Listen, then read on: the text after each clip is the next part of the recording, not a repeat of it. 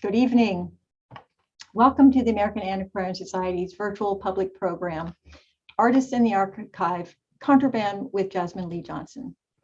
We're joining you this evening from the ancestral homelands of the Nipmuc tribal community who remain an active presence here in central Massachusetts.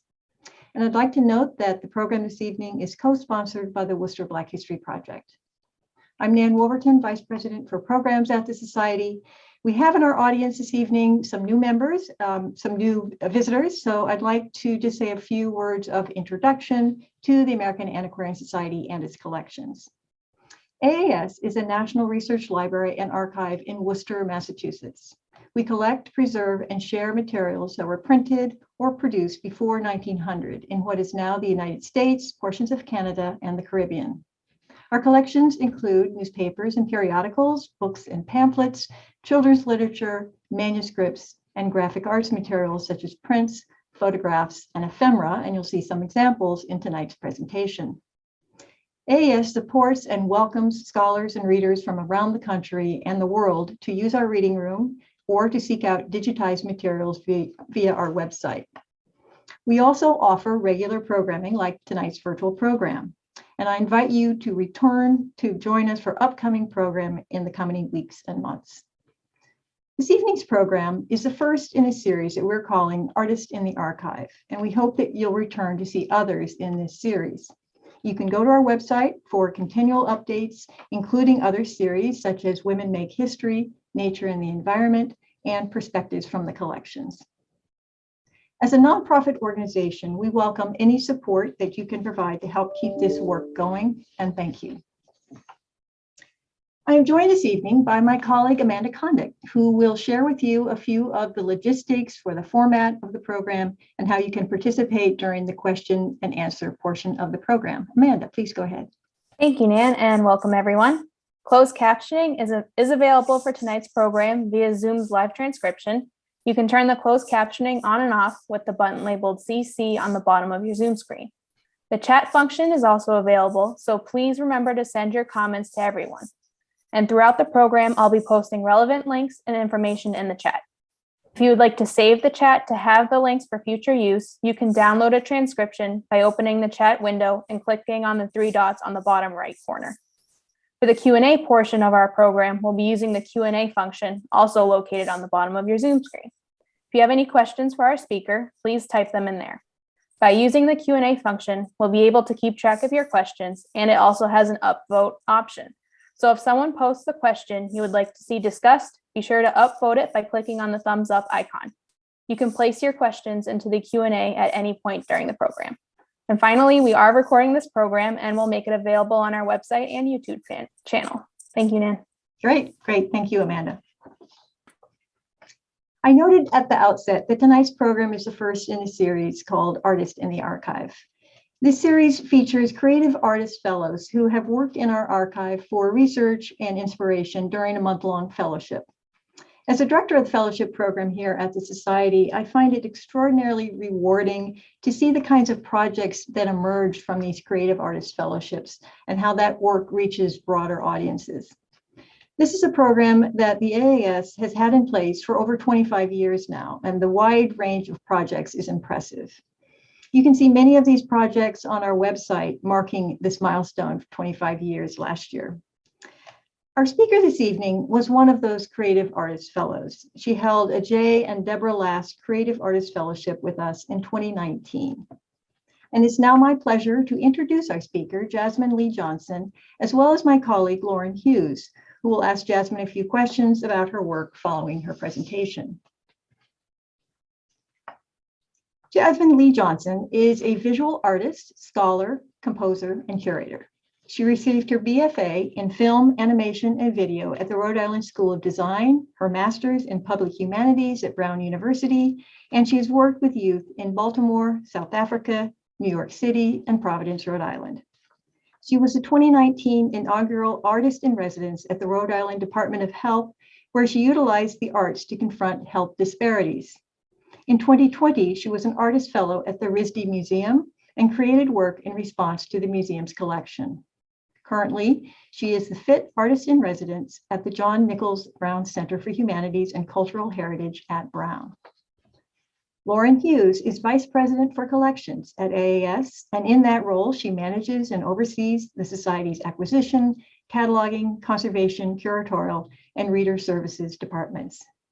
She is also the Andrew W. Mellon Curator of Graphic Arts, building and caring for the Society's extensive collections of prints, broadsides, ephemera, and photographs. In that role, she often works with researchers and fellows, guiding them to our holdings in these areas and helping them to better understand these materials for their projects. And I've asked Lauren to join us after Jasmine presents on her work so that the two of them can engage in conversation before we open it up for your questions. So now let's turn things over to Jasmine Lee Johnson for her presentation. Jasmine, please go ahead. Good evening, everyone, and thank you, Nan, for that introduction, and thank you, everyone at the Antiquarian Society. I'm really excited about this evening, and I'm going to take a moment to share my screen so that we can hop right into it. And if you haven't already, please find the chat box, because the first thing I'm going to do is ask you to participate. So, when I was at the American Antiquarian Society in 2019, I was really interested in Civil War envelopes, broadsides, the business of slavery, and any sort of elements that connected to that. But for starters, I'd like to ask you to find the chat box and take a look at this image. I want to do a little bit of word association. So take a moment to look at this image and write the first word or phrase that comes to mind.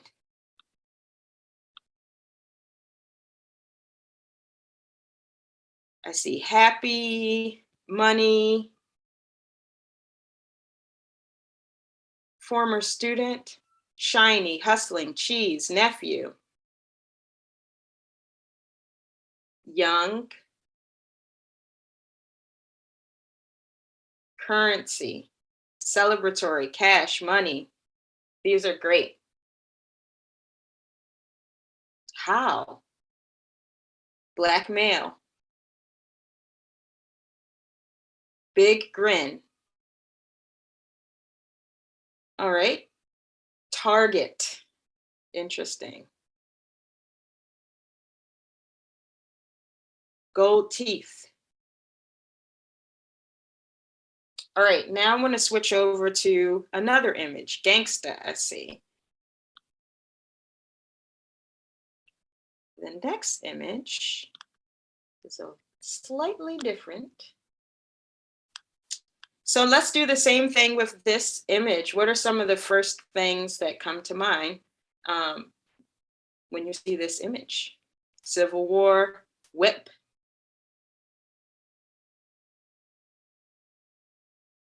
Caricature, slavery, violence,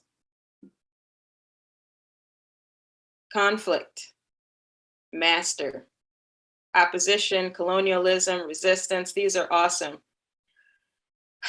Satire, states of undress. Great.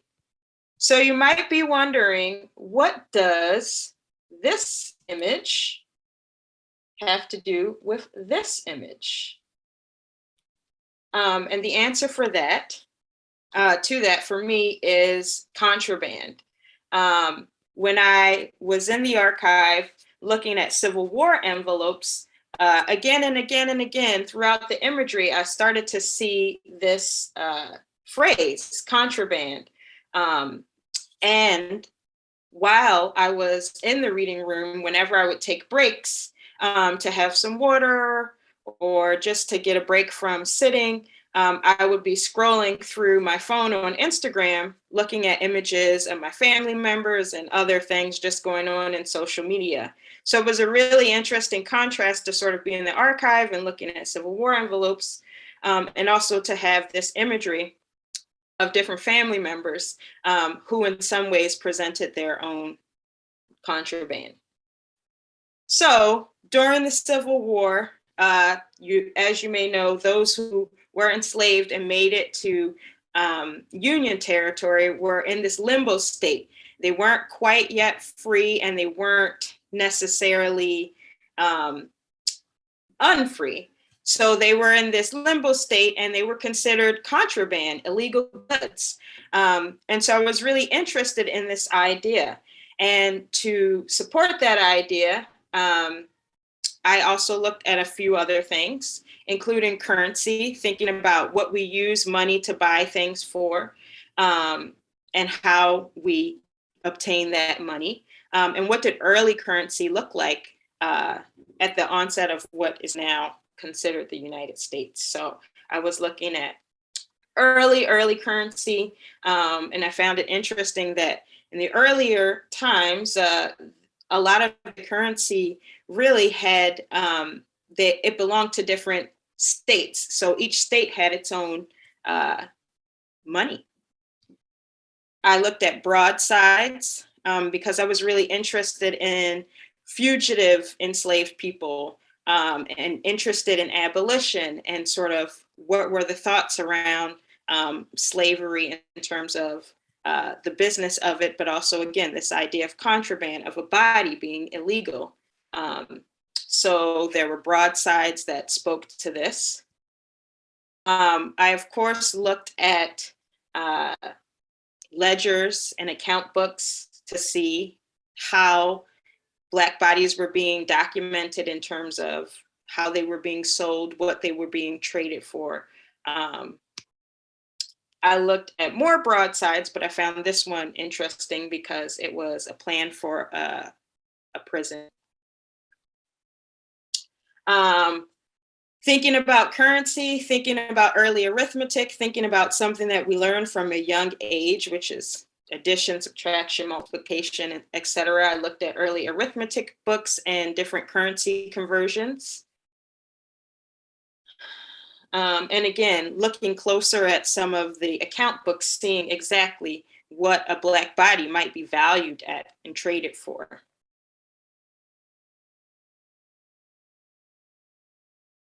And so then again, these were the sort of things that I happened upon in the archive, in the reading room.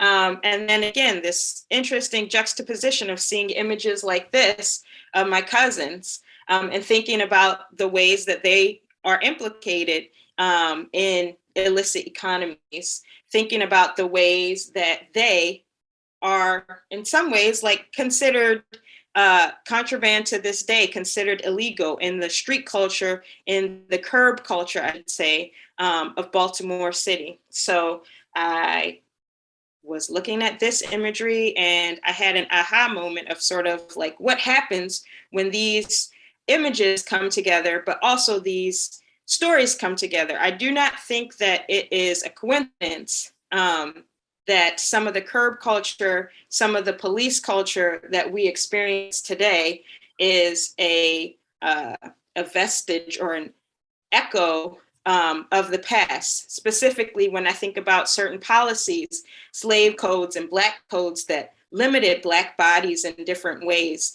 from how you could gather, how many people could gather in public at a time. I think about stop and frisk versus like no more than 3 Black people are allowed to be seen in public together at one time, at a certain time in certain places. I think about how much land Black people could own, what sort of jobs they could have, how they could even obtain money, and what that meant like after the Civil War. So thinking about that and thinking about how my family members are experiencing similar narratives, and also a larger picture of sort of thinking about contraband and illegality, and thinking about prison, thinking about those connections. So I started to, with my family's permission, of course, draw portraits based on their Instagram post and play with what I found in the archive. And so the first piece that I created as part of this series is based on this.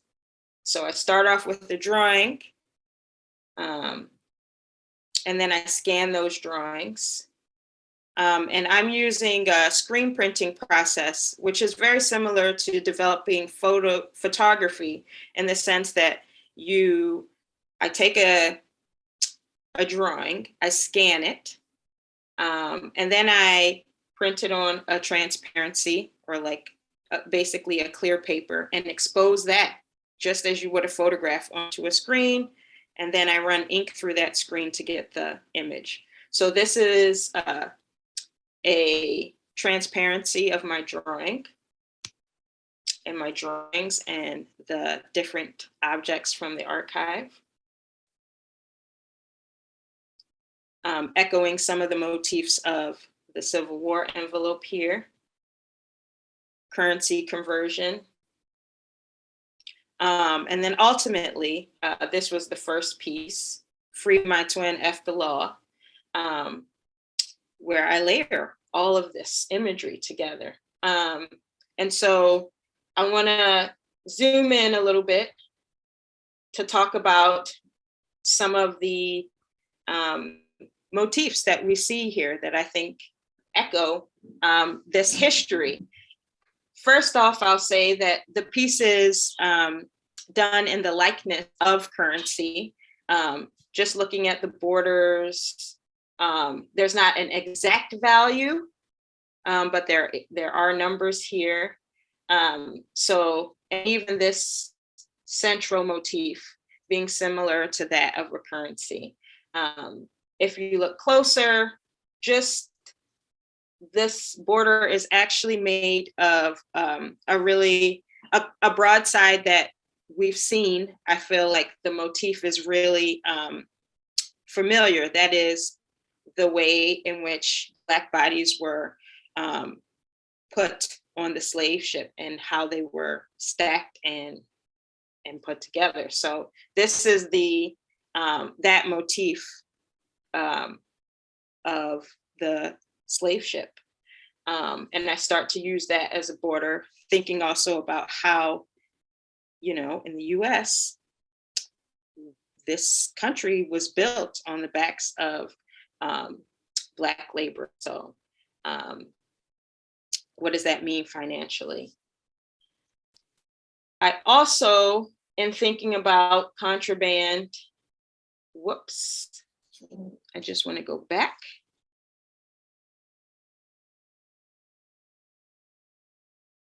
Was thinking about the ways in which throughout history, throughout colonialism, other moments of contraband. So I pulled together a series of sculptures, of Benin sculptures, that basically show that the fortress in Benin was looted by the British. And so in some ways, a lot of the sculptures that we see throughout, from like in the Met, in lots of museums throughout the world, of African sculpture, specifically West African sculpture, and really specifically sculptures from Benin, from Ghana, from Ivory Coast, etc. And how did they get there? In some instances, they were looted, they were stolen and brought here. So this is also a comment on that. And I want to switch gears really quickly just to show how this presents itself visually for me. So my process, again, I do a lot of drawing. I do a lot of digging in the archive. I take a lot of photographs. I make a lot of sketches from those photographs. But essentially, once I play with that imagery, I then build things up. And the way that screen printing works is that each time you pull a screen with ink, you only have that color to work with. So through a mix of chemistry and playing around, there's some chemicals or transparent base that you can put together to create more colors with less colors. And I'll take you through that. So for this piece, I used a green sheet of paper was called matcha paper. That was the color, at least. The first layer that I put on was a red layer. You see purple here because the red layer as well as the blue layer create purple. You see green here because the green layer as well as the yellow layer as well as the blue layer will create yellow. And this is just the order in which printing happens. There's an interface layer, which is kind of hard to see based on the photograph of the final print, but it's sort of like an iridescent layer. And throughout that layer, there's a pattern, but also corner baggies, because what's implicated in this imagery is sort of drug sales and drug culture, but it's hidden. There's brown, pink, which was its own separate layer, burgundy, and then I had to print red again, and a second yellow. And that's how the piece came together. I'm going to pivot for a moment to go into some of the methodology that I use to create this work. So I'm a kid of the 80s, and hip hop is actually really important to my practice. So I want to take you through like how hip hop, even if I'm not necessarily creating music, is implicated in the way in which I work. So just to give you a little bit of foundation, there are 5 elements of hip hop: DJing, which is sort of spinning records or curating music; MCing, which is rapping, posting, etc.; b-boying, which gets its name from break boying, like basically during the break beat, which I'll explain in a moment. There would be dancers that would dance during that section of the music, and that breakbeat would repeat and repeat and repeat. You have beatboxing, which is sort of creating rhythms with your body, with your mouth, orally. Graffiti, and one that is actually overlooked often, but is knowledge of self, which I especially feel is important as I dig through history, as I make connections between the past and my own family, my own experience. It's all about knowledge of self. So just to get a little bit deeper into some of those hip hop elements, the breakbeat. So the breakbeat is basically the section in the song that you might find in a record where you have, for example, and I'll play you an example of James Brown. You have the whole band playing, you have James Brown singing and doing a bunch of like oral hits of like, hit me and come on, give the drummer some, like that sort of thing. But there's usually a portion in the song where it's just drums and bass, and sometimes just drums. That's called the breakbeat, where all the other musicians take a break, and and there's a loop of that breakbeat. I'll play a quick example for you, if you can bear with me. So here's a James Brown example.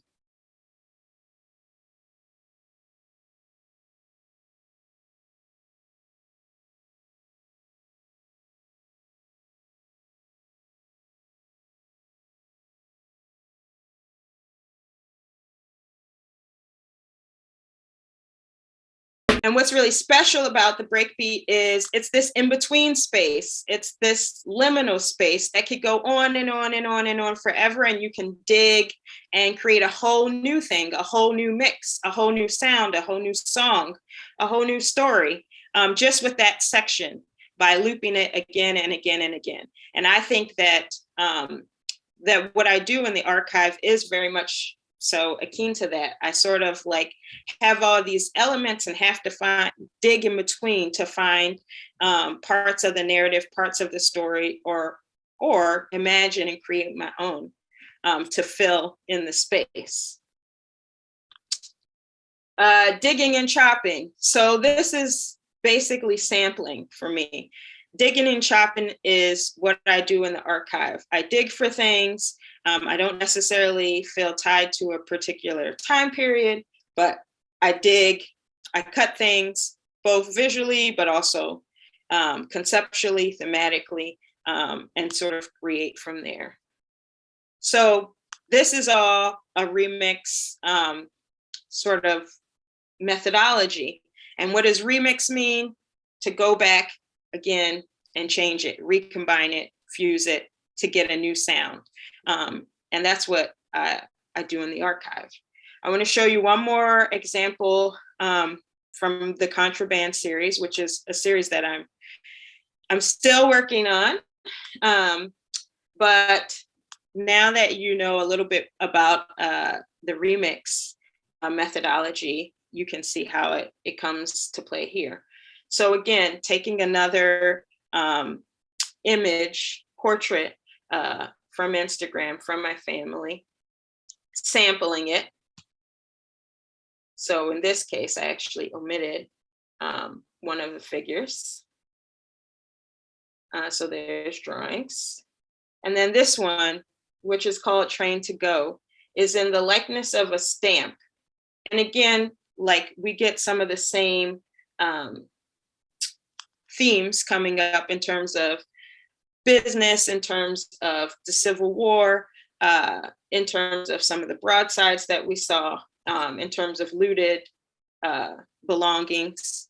But in this one, what I want to point out is a children's book that I found in the archive. It was a topsy-turvy children's book, and there were a series of stories in it, but one of the stories was sort of this story that was stereotypical of this Black kid playing in the water and not being able to swim and coming close to death and sort of being naive.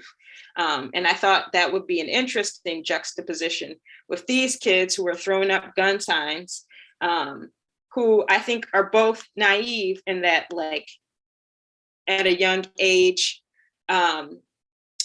they're sort of playing this idea of sort of braggadocio, of being like, you know, being street, being strong, being powerful.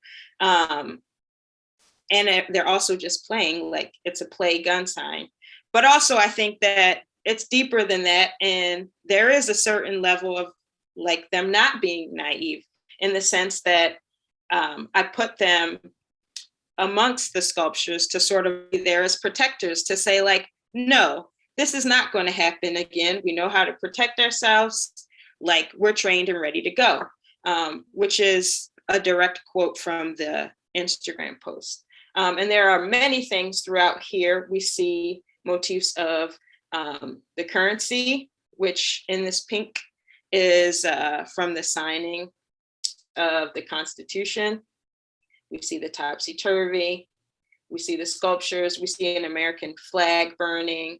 And I'll take you briefly one more time through this process.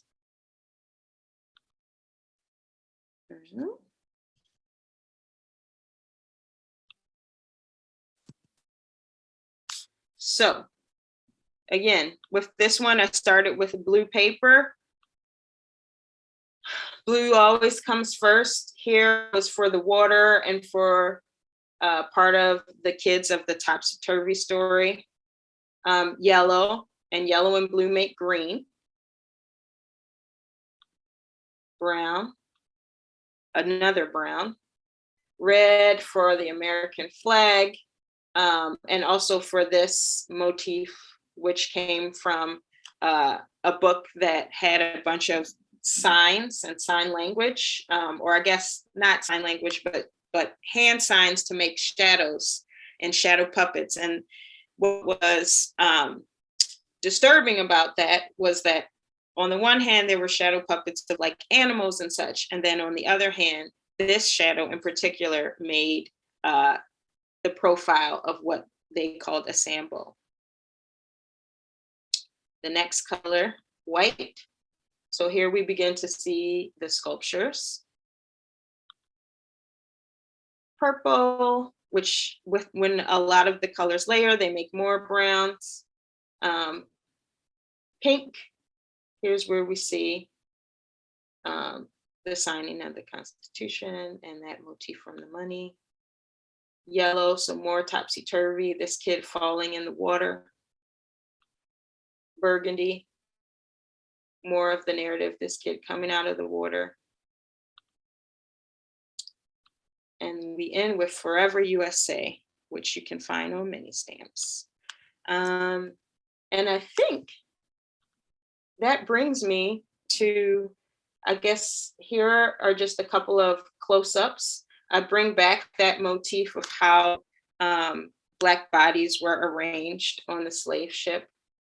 And the younger child, the contemporary child, almost stumping out this child from the past because of this juxtaposition of like the two forms of naiveness that they're experiencing.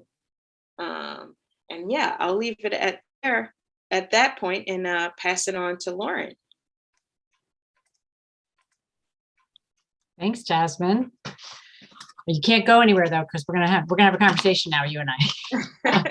This is great. I really enjoy your work, and I loved having you in the archive. And I think if we just take a few minutes to sort of discuss a little bit about that process. There's been some questions already I see in the chat, and I will remind people, if you want to have a question for Jasmine, type it on into the Q&A, and then everybody will be able to see it. That's the other button that's at the bottom of the Zoom screen.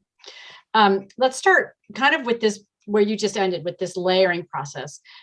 We had a question from Catherine Walsh, which actually is a question I had for you, and that's about this layering piece. You used a lot of different kinds of material at AAS. You kind of crossed in children's books, ephemera, and manuscripts, and everything else. And often those materials get siloed in libraries, and people come and just look at one. And you didn't do that. You looked at all of them, and I love how they are in dialogue with each other, and then also with the contemporary images that you brought in from your family's Instagrams. So my question for you is, as you're looking through material, when do you know it's something you want to use? Or do you gather just a lot and then bring it back to the studio and think it through there? I feel like it's all happening at the same time. So the thing that I feel that I'm lucky in being an artist and not a historian is that I do not have to be contained in those silos, like in terms of a time period, in terms of a medium. So I really allow myself to go down rabbit holes. And I would say it's similar to if you're channel surfing or if you're just scrolling, through the internet. You go through rabbit holes. And then I think that things thematically and visually start to show themselves as I look through all this stuff. Like, for example, in this last piece, Train to Go, I wasn't like, I need to find a children's book. And, I actually came across that book because I was looking at children's books. And then there was all this imagery of family, but then that one particular image with my cousin and a whole bunch of kids in the neighborhood. And I thought, like, oh my gosh, there's a connection there. Not only that they're both kids, but like this naiveness that's happening, that's like an unfortunate, like it's also unfortunate in it. So anyway, the layering is always happening. And the gathering is always happening. And at a certain point, I usually like have a deadline or something. So it's like, you have to stop. But yeah, I think that through a series of drawing and just letting the objects and the imagery and the ideas reveal their connections, like inevitably, like I start to see cycles in connections that I wasn't necessarily looking for. I don't always have an intention. I'm just digging. Yeah, you're not alone there. I mean, our creative artist fellows do that, but our regular, if you will say, traditional scholars are doing the same thing, and they have to stop too. It's hard because then they have to write, it's the same, but the digging, sometimes the rabbit holes are so compelling that it's hard to stop. But visually, I think this is a really interesting, you're doing with your visual acuity and your visual talent, what a lot of scholars do who are language based or music based too. They're sort of remembering things in their minds that they wanted them used in their own work. So part of your remix approach involves this layering, which you've shown us here. And I think there's going to be a lot of questions about this. This is very similar to 19th century printing too, especially in chromolithography, where the order is very important because you mix as you're layering to make those other colors that you don't use an ink for. So you've given us a good example of how they look, and they're beautiful. Do you ever make a mistake and then go back and correct it? How much trial and error do you go through as you're building these pieces? So I think I keep saying that printmaking is really new to me, although it's been 6 years now. I work in many mediums, and I do not limit myself to mediums, which is a blessing and a curse. But for printmaking, to print at this, well, first of all, I'll just say I love printmaking as a medium because it's super democratic in some ways. It's super collaborative. It's accessible in the sense that a painting might be a one-off. I mean, there are monotype prints, but it's something that can be reproduced. And so there's the potential for it to be in many places and in many hands at once. And so that's why I'm drawn to printmaking. And in a sense, I get to make my own historical documents or legacy documents or what have you. But in terms of this process, a lot of the trial and error goes into this drawing and layering process. So I literally have a light box in my studio, and I'll draw and I'll layer and I'll play with it that way. To sort of see things and draw more composites on that. Then I'll scan it. And then this weird thing happens, which is in the digital realm. The thing that's amazing about our digital technology is it gives me a chance to play with color. So what I do in the digital realm is figure out colors, because everything is in black and white when I'm drawing it. And that gives me a lot of space to play and make mistakes, but clean them by pressing Command Z to go back. And then in the printing process, it's very planned. That's the thing that's funny about it. There's all these steps to even get to the image. It's not an instant gratification sort of mark thing. Even before you can see the image on paper, you have to expose it and do all these other steps. So the real mistakes, I guess, that happen in the printing process for me are misregistration, especially as my work becomes more and more layered. I've tried to figure out how to optimize using the least amount of screens and ink to print. But for example, this most recent print, Train to Go, is 13 layers. And I have a feeling the next one is going to be more because they get more complicated and intricate as I learn more about the process. So mistakes happen during the editioning, during registration, where things aren't necessarily lined up, or, I can tell oh my gosh, this is there's a little space in there that shows part of the paper, and there should be a line there, or should be a block of color there. And that's where a lot of the mistakes happen. Yeah, thank you. That's again very similar to the 19th century techniques. Most of the design work is worked out in a changeable medium. In your case, you're working with your film, and then digitally being able to move colors around, because you want that all set, because the time and the money is in the printing, and that you don't want that to dictate anything. That should be all set ahead of time. So it's really great to see that comparison. So my last question for you is, so I'm a curator, right, of 19th century material. And I think of the 19th century as this big river of visual material. It's because that was when this explosion happened in technology that suddenly made pictures affordable for people. And there was just a lot more images in the 19th century than there was in the previous 18th century. So here we are jumping into, 2022. How do you see your work fitting into today's visual culture, which some people have said is oversaturated because of the digital realm, like Instagram, TikTok, and other social media? How do you see this work that you're doing fitting into that world? I think that, in some ways, this is a perfect example of like, I'm utilizing social media, I'm utilizing old techniques. Printmaking goes back so far. I am allowing myself to go down rabbit holes, which I think is like, that's what the internet and digital technology allows for us to do. And even like, there's like, I don't know how I would translate this imagery or do it in the same way if I didn't have that in-between step of being able to explore color digitally and then like in real life figure out, okay, how do we mix this ink to get this color? So in some ways I feel like it's a bridge for me between, and this is true of my work, no matter the medium, it's always a bridge between the past and the present, and also the future. I really think of time in a nonlinear way, and like continuous cycles that are overlapping. And so I feel, that it's all connected for me, and I hope that, given that I am super multidisciplinary, like the other thing that I try to do in my work, like this is printmaking work that I'm sharing with you now, but this is going to be a whole body of work.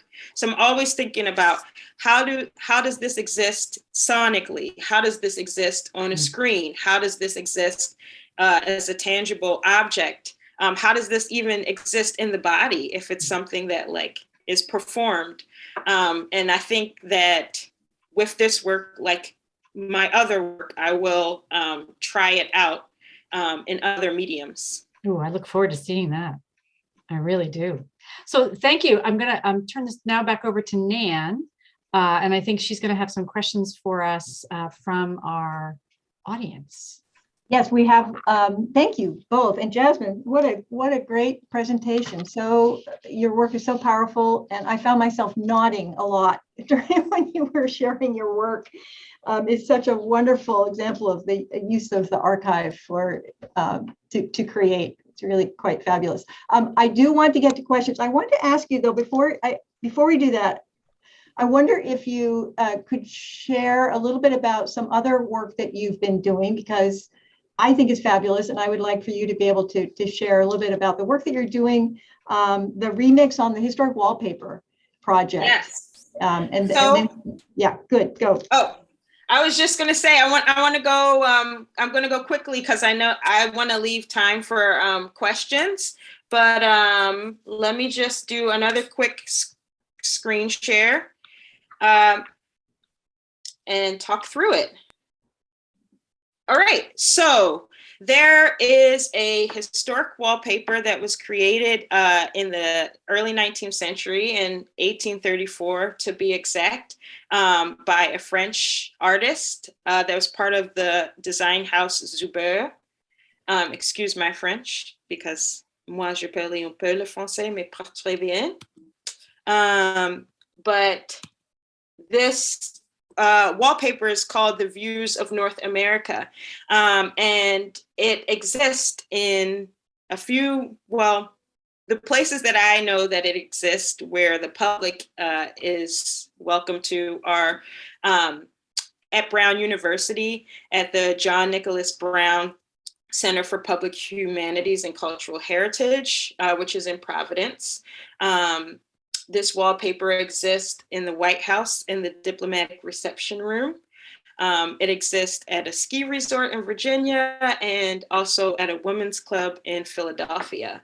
The thing that's interesting about the views is, one, the artist who created it, I don't believe ever stepped foot in the United States. So he based all the imagery and such from conversations that he had with a colleague who had visited, and then just in some ways digging similarly to what I do to find artifacts and articles and imagery and cartoons and illustrations that sort of showed what it was like in the US. And so there are 5 motifs of this wallpaper. There's the view of New York from New Jersey.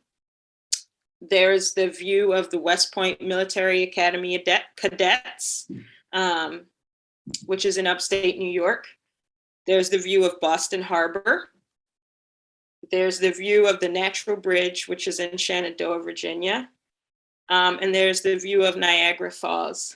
The wallpaper is problematic for many reasons, as many imagery from the early 19th century can be. It's idealistic, it's romanticized, it's inaccurate. There are throughout the wallpaper representations of Black and Indigenous peoples that are problematic. And so I'm working on a project to remix this wallpaper. This is one of the very problematic scenes of what appears to be Indigenous people who are set up in a way to perform and looked on, exotified. And then there's this motif, which might be seemingly innocent, but it's actually based on a racist caricature drawing that is from a series called Life in Philadelphia by Edward Williams Clay, I think. And so I'm working on remixing this, on reimagining this wallpaper, on redressing and correcting the wallpaper, but also thinking beyond it. And what I'll show you, right, and I guess the way that it's gonna be presented is in printmaking work, but instead of on paper, it's on fabric, which will be hung in front of the wallpaper, but the fabric is sheer, so you can still see remnants of the original wallpaper with my remixed imagery on top. And I'm going to share with you just one of the panels of many. There are 20 panels total and 5 motifs. But this panel, for example, covers one of the imagery of the view of New York from New Jersey that has that imagery based on the caricatures of Black people. And I'm not going to talk you through it because we don't have much time left, but I'm really excited to be able to do this work, and it will be unveiled on April 28th at the JMBC at Brown University. And yeah, I'm really excited. And I must say that doing my research and developing my methodology at the American Antiquarian Society has really expanded what I'm able to do, both in scale and like conceptually. So I'm really excited to share this project, and I'll just scroll a little bit through this. This is like sort of the digital mock-up based on my drawings and photographs and elements from the archive. So yeah, I'll leave it at that, and we can open it up to Q&A. Great, thank you. Thank you for sharing that. That's really great stuff. Well, we do have questions, so I'm going to go right to some of the questions that are in the Q&A. Nell Painter is asking about whether the kinds of artifacts that you saw at AAS, essentially print culture, but not necessarily paintings, drawings, whether those artifacts make a difference in the works that you made. Did the mediums influence your choice of screen printing? And then she also wonders about whether you used text in this body of work.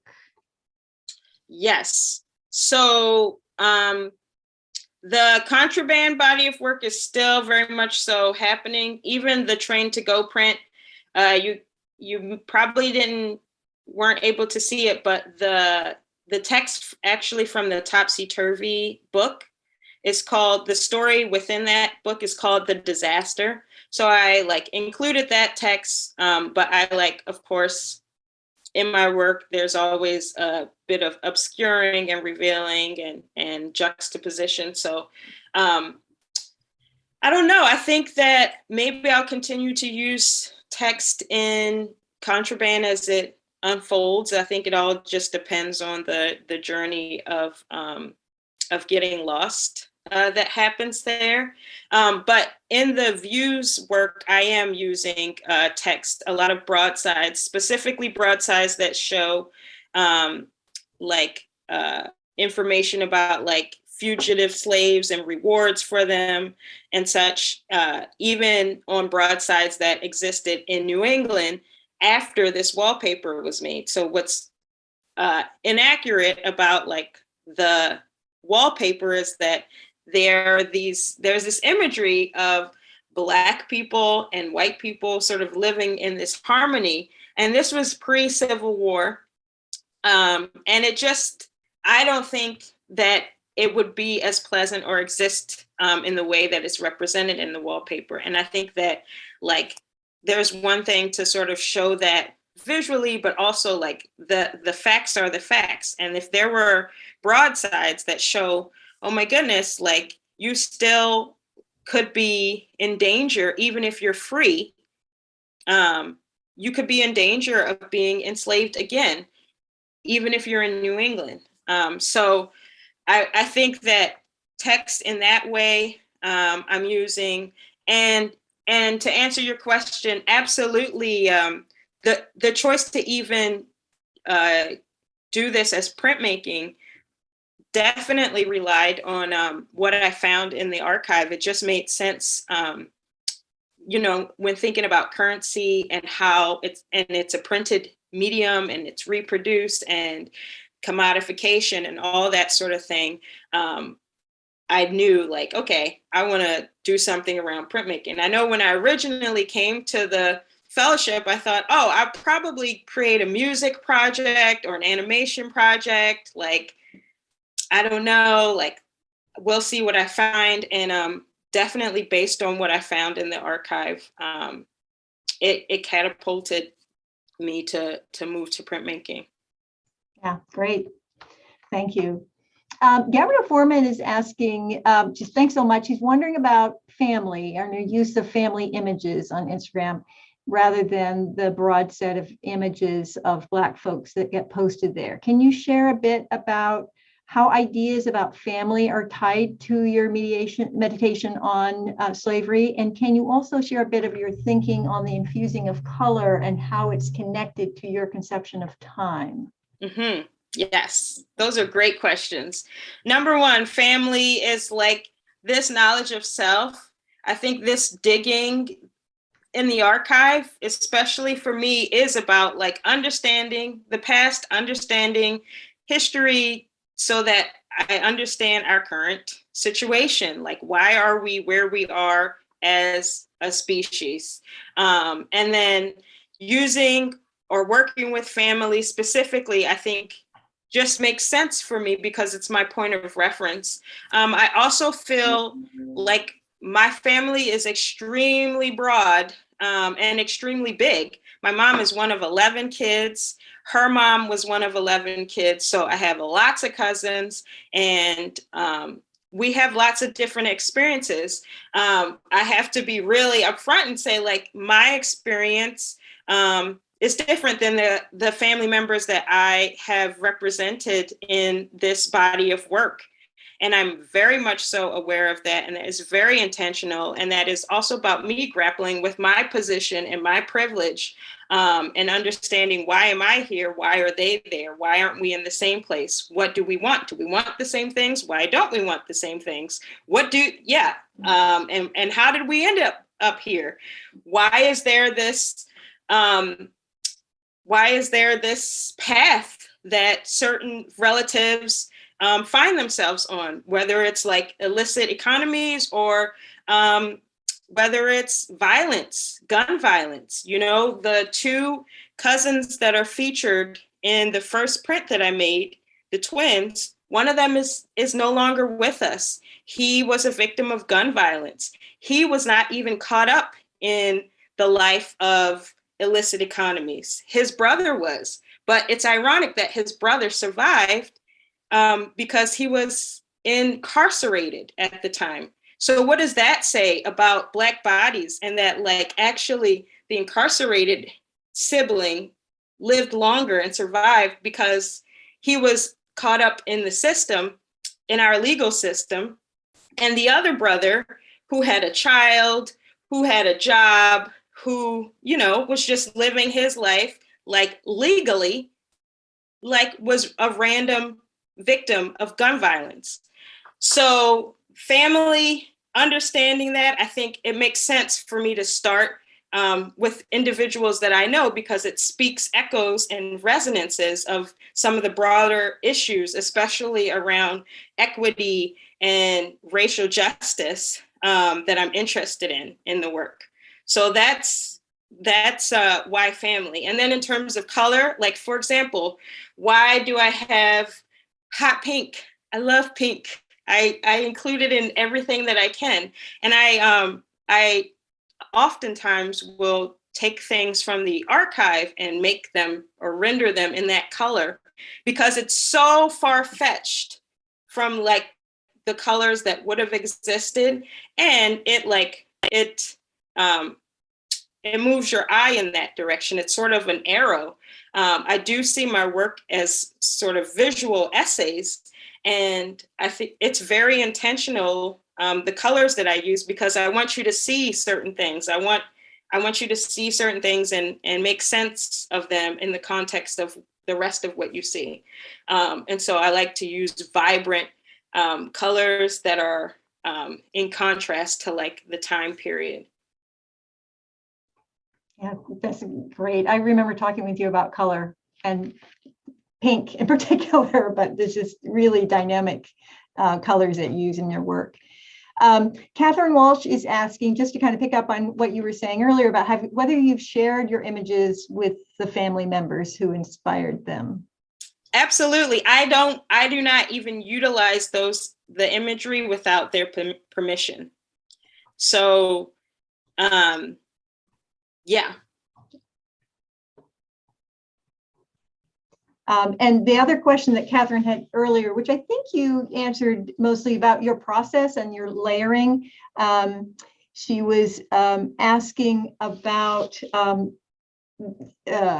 you kind of explained about the use of the light box for getting the layers, but she was wondering about if you use software in your work. Oh, yeah. So everything that I draw physically. I draw on paper. I literally draw on 8.5 by 11 sheets of paper. And then I have a light box because I'm trained as an animator, so I'm used to drawing frame by frame, flipping things, seeing how they move. And so I love to use a light box because I use it to layer things, just to put drawings on top of each other that aren't necessarily like sequential, but like for the layering. And so all that happens like in this tactile realm, and then I scan everything. And once it's scanned, a lot of the layering happens like on the light box. And then new drawings are configured from that. But then in the digital realm, which is for me Photoshop, I'm able to manipulate basically turn things from black and white to color and play with color in that way. And sometimes I'm able to rearrange things. But the biggest thing that I'm able to do in Photoshop is assign color to the drawings and to adjust the scale. I scan my drawings at a really high resolution. So for example, the Free My Twin piece is 23 by 33 inches. But the original drawings for that were on 8.5 by 11 sheets. So sometimes I'm able to play with scale and size things up or make them smaller. So the scale and the color are what happen digitally. And then also just really quickly, in screen printing, you have to turn everything to true black in order to expose it on the screen.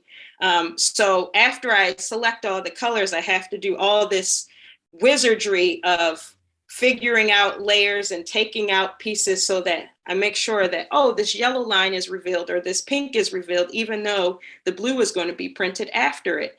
And that work happens digitally, where I like have to figure that out and then move on back into the physical tactile realm.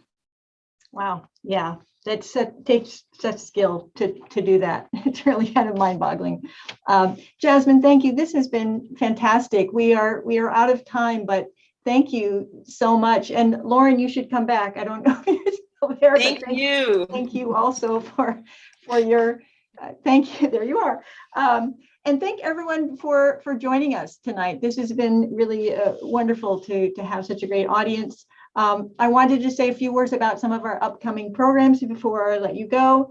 Next week at the same time, on March 10th at 7 p.m., we will welcome Roberto Saba, who will be speaking about his recent book, American Mirror, the United States and Brazil in the Age of Emancipation. And he will be in conversation with Manisha Sinha, who is the Draper Chair in American History at the University of Connecticut. And the following week, we welcome Nancy Rubin Stewart, author of Poor Richard's Women, Deborah Reed Franklin, and other women behind the Founding Fathers. She will be in conversation with AAS President Scott Casper. And the following week, the last week in March, on the 31st, we have a virtual book talk sponsored by a program in the history of book with Hannah Farber, who will be speaking about her book, Underwriters of the United States, How Insurance Shaped the American Founding. So thank you all. Thank you again, Jasmine and Lauren, for being with us. Thank you. Good night to everyone. Good night. Thank you so much.